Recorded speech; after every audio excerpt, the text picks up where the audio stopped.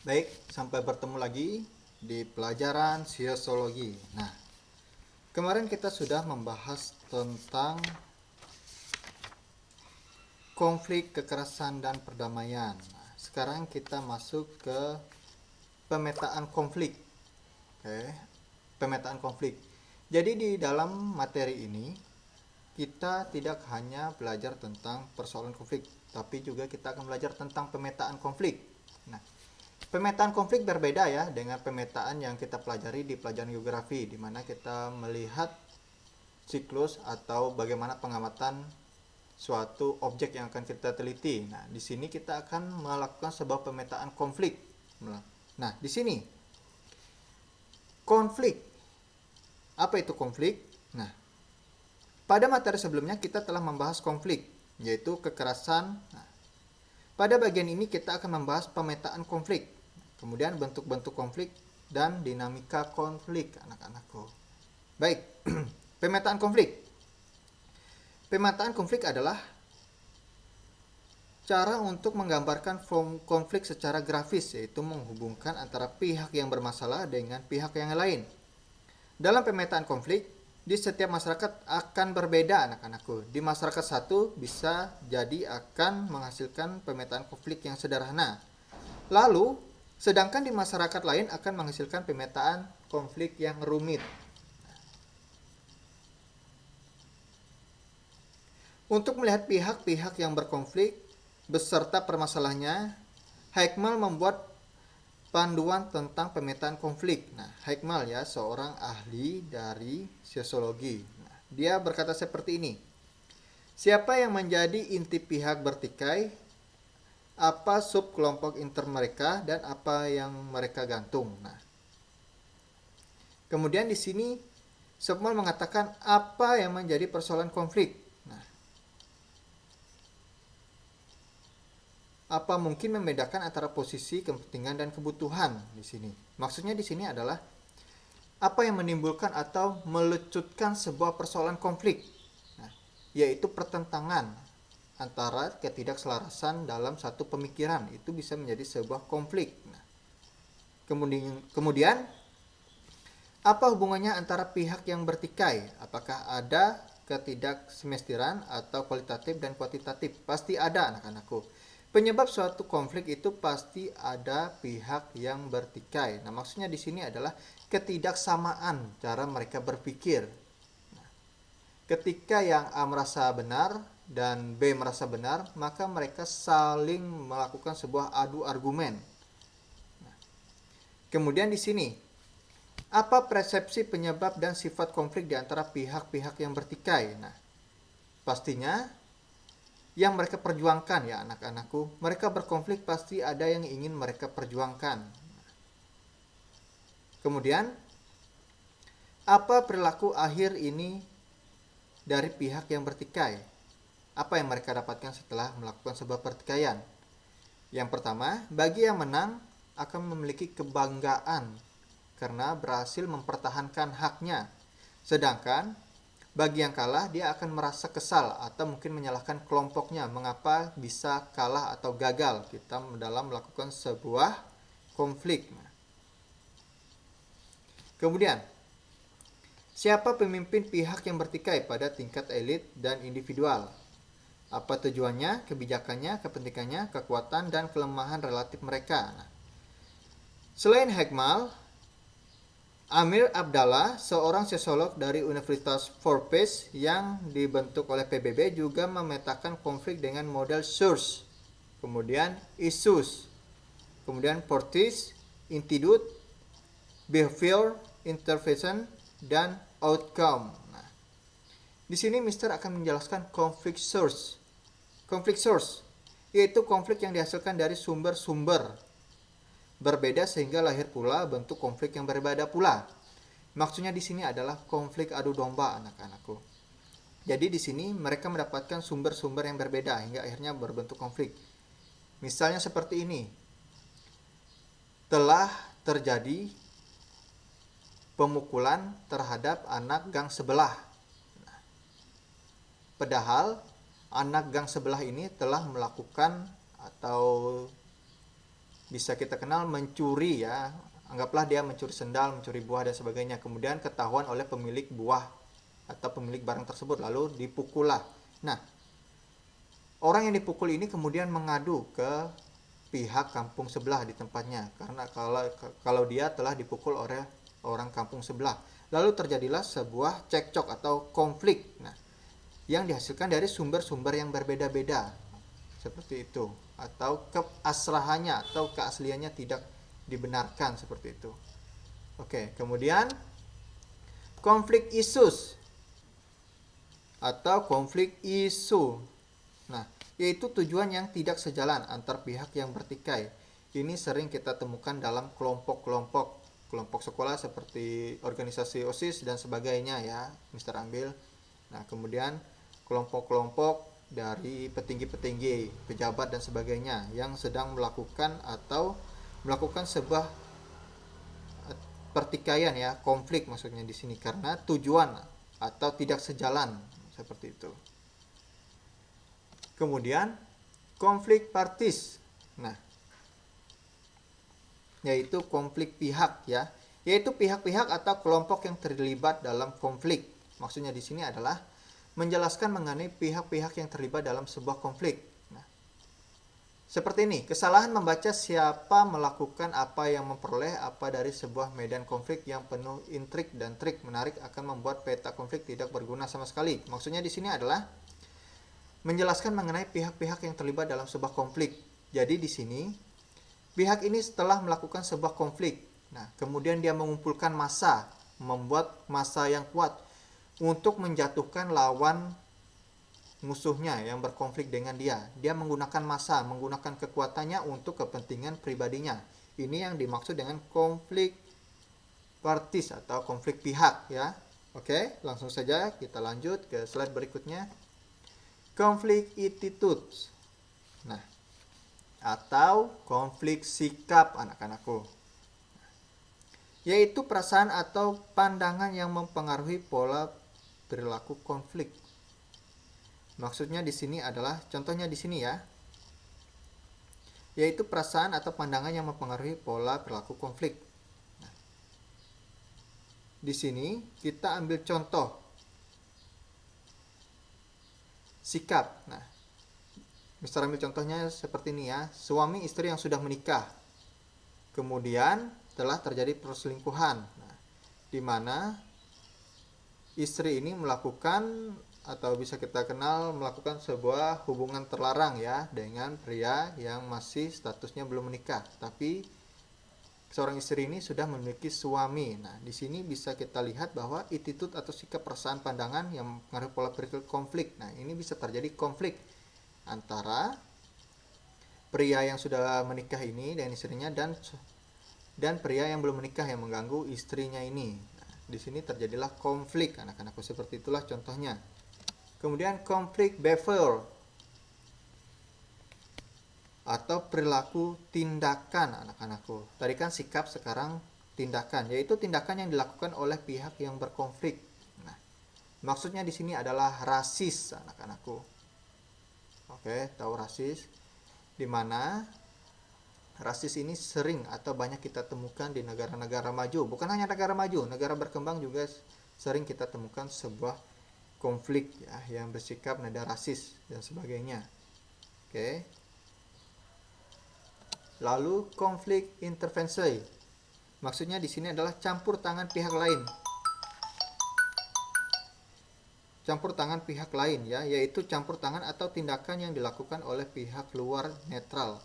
Maksudnya ini adalah seorang penengah ya agar tidak terjadinya sebuah konflik atau masalah. Kemudian outcome atau hasil akhir, yaitu dampak atau situasi yang ditimbulkan dari pihak yang berkonflik. Nah, apa yang didapatkan dari konflik? Oke. Hasil akhirnya yaitu dampak dari suatu situasi yang mereka timbulkan. Di mana apabila seseorang yang memenangkan konflik, mereka akan memiliki sebuah kebanggaan karena berhasil mempertahankan haknya. Mereka memiliki kepuasan. Yang kedua, yang kalah konflik adalah mereka akan merasa kalah atau merasa bersaing. Mereka merasa Tidak percaya diri lalu menyalahkan kelompok-kelompoknya karena tidak bisa bersaing dengan konflik agar memenangkan konflik itu. Nah, itu adalah ciri-ciri perilaku konflik ya dari Amir Abdallah, seorang sosiolog dari Universitas Fort Peace ya. Oke, langsung saja. Kita masuk ke bentuk-bentuk konflik. Nah, apa itu bentuk-bentuk konflik? Louis Althusser membedakan konflik atas dua, yaitu konflik realistis dan konflik non-realistis, anak-anakku. Di mana untuk konflik realistis berasal dari kekecewaan, ya. Maksudnya di sini kekecewaan antara individu atau kelompok terhadap sistem dan tuntutan-tuntutan yang terdapat dalam hubungan sosial. Nah, contohnya ya, para karyawan mengadakan pemogokan atau melakukan sebuah pemogokan untuk berhenti bekerja. Mereka melawan manajemen, menuntut perusahaan manajemen. Nah, itu merupakan salah satu contoh konflik realistis. Ini sering kita jumpai biasanya di perusahaan-perusahaan atau di kantor-kantor ya, di mana di sini kelompok atau karyawan mengalami atau merasakan bahwa manajemen atau perusahaan hanya menginginkan jasa mereka tidak dibayar sesuai yang mereka kerjakan. Mereka sudah bekerja lebih keras, membanting tulang, mengeluarkan keringat yang lebih ekstra untuk mendapatkan upah. Namun hasilnya apa? Mereka tidak dihargai jerih payah keringat mereka, anak-anakku. Mereka tidak dibayar sesuai dengan lelah mereka. Itu sering kita lihat di mana ya, di buruh-buruh ya, buruh-buruh yang menuntut keadilan. Oke. Sekarang konflik non-realistis. Nah, konflik non-realistis adalah konflik yang bukan berasal dari tujuan-tujuan persaingan yang antagonitis atau berlawanan ya, melainkan dari kebutuhan pihak-pihak tertentu untuk meredakan ketegangan. Dalam masyarakat tradisional, pembalasan dendam lewat ilmu gaib merupakan bentuk konflik non-realistis ya. Jadi mereka melakukan atau mengirim sebuah santet agar musuh atau orang yang tidak disukainya mengalami sakit bahkan meninggal dunia. Nah, itu adalah contoh konflik non-realistis. Biasanya terjadi karena iri hati atau rasa sakit hati anak-anakku. Kemudian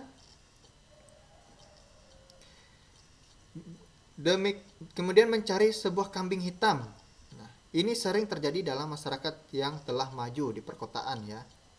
Maksudnya dari kambing hitam ini kita tidak mencari kambing hitam untuk disalahkan, melainkan kambing hitam ini adalah seseorang yang yang lemah lah ibaratnya, tidak memiliki pelindung. Maksudnya pelindung adalah orang-orang untuk menolongnya. Jadi dia bisa dijadikan kambing hitam. Contohnya di sini ya, kambing hitam ya. Mister mencari seseorang yang bisa Mister ajak untuk bekerja. Nah, Mister memiliki proyek sekitar 500 juta untuk membuat sebuah jembatan. Baik. Nah, di sini Mister akan menunjuk seseorang atau ahli dalam membuat instruktur jembatan, membuat jembatan ya, arsitektur ya, membuat jembatan. Nah, baik. Di sini Mister memberikan budget sekitar 300 juta untuk membuat jembatan. Nah, ketika arsitektur ini membuat jembatan dengan budget 300 juta, pasti dia menggunakan bahan-bahan yang sesuai dengan budgetnya. Bisa menggunakan besi yang murah, semen yang murah, bahkan bahan-bahan yang murah. Sehingga umur dari jembatan itu tidak bertahan lama. Yang harusnya bertahan sampai 100 tahun, harus ganti part-partnya dalam kurun waktu 10-20 tahun. Lalu siapa yang disalahkan? Yang disalahkan adalah konstrukturnya yang membuat jembatan itu, yaitu orang yang Mister tunjuk sebagai ahli membuat jembatan seperti itu. Itu adalah contoh konflik non realistis. Nah, anak-anakku.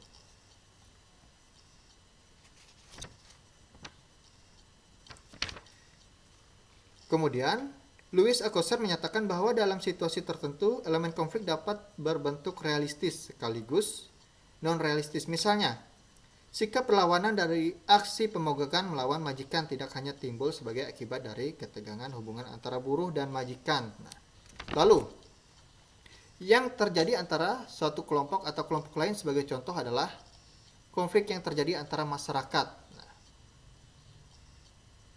kelompok terjadinya konflik etnis ya, yang sering terjadi. Nah, ahli lain Dartendrom membedakan konflik atas 4 macam, yaitu sebagai berikut.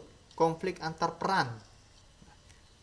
Konflik antar peran sosial. Sebagai contoh konflik antar peran adalah dalam keluarga atau profesi, seperti peranan seorang suami dan istri dalam membedakan penghasilan. Nah, contohnya di sini ya.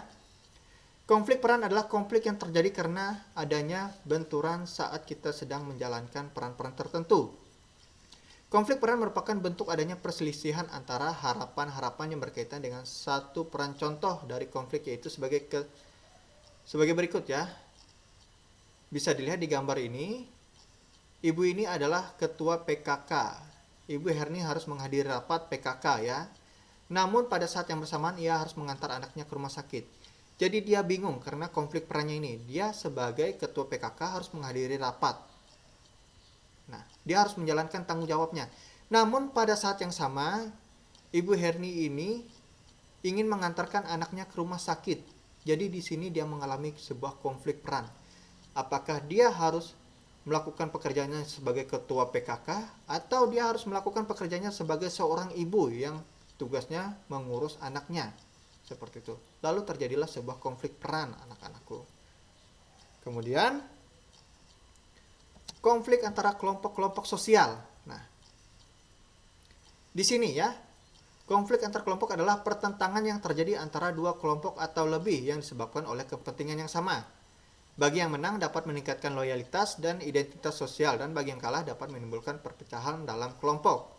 Sering kita jumpai di anak-anak remaja sekarang, yaitu tawuran massal antara sekolah ya, di mana mereka ingin meningkatkan loyalitas atau meningkatkan identitas mereka bahwa mereka adalah kelompok remaja yang kuat di SMA ini, di SMA A. Lalu mereka mencari musuh atau mencari nama mereka. Ini adalah contoh konflik antar kelompok.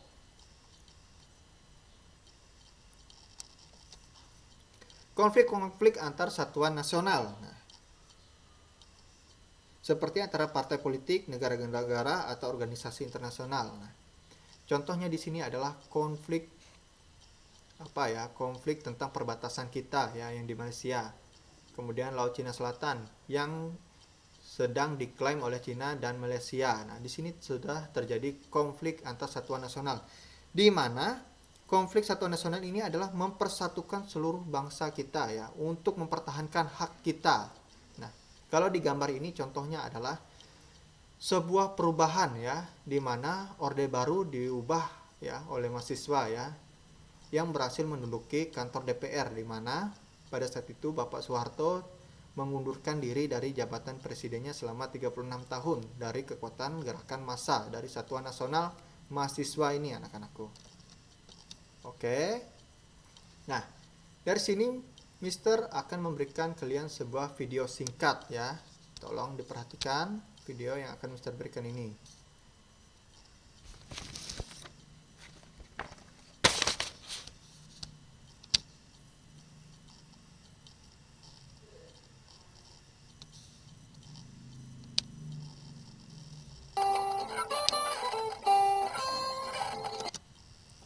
Baik, ini adalah sebuah video animasi ya.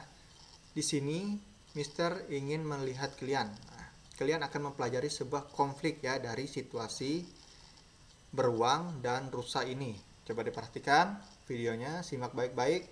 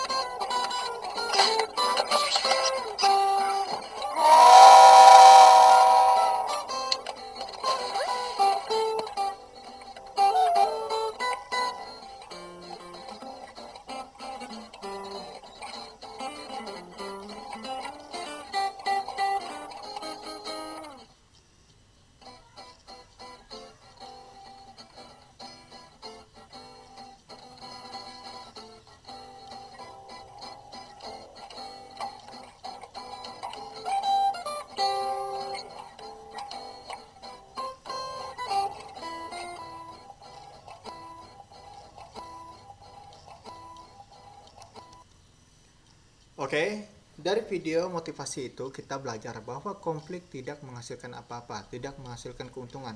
Konflik hanya akan menjadi bumerang bagi kita anak-anakku.